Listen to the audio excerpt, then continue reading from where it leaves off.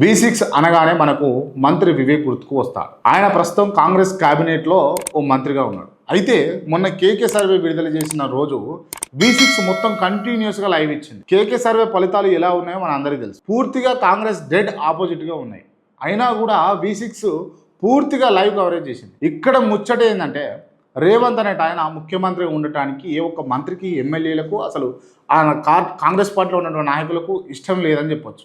కేవలం రేవంత్కు అత్యంత సన్నిహితులకు మాత్రమే ముఖ్యమంత్రి కంటిన్యూ అవ్వడం కొంత సంతోషాన్ని కలిగిస్తాం. మంత్రి వివేక్కి ముఖ్యమంత్రి కూడా చెడింది అనేది ఇప్పుడు టాక్ ఆఫ్ ది పాలిటిక్స్. అందుకే రేవంత్ మీద వివేక్ కొంత వ్యతిరేకతను ప్రదర్శిస్తున్నాడు అనేది మనకి ఇక్కడ వాస్తవంగా కనిపిస్తూ ఉంది. ఇక అది వాళ్ళ ఇంటి పంచాయతీ, ఇంటి ముచ్చట, అది వాళ్ళకే తెలవాలి, వాళ్ళకే అర్థం కావాలి. మొత్తం మీద క్యాబినెట్లో చాలా మోకలు రేవంత్ మీద పనిచేయడానికి సహకరించే పరిస్థితి అయితే లేనే లేదు. జూబ్లీహిల్స్ ఉప ఎన్నికల తర్వాత రాజకీయ పరిణామాలు చాలా వేగంగా మారే పరిస్థితులు అయితే కనిపిస్తున్నాయి.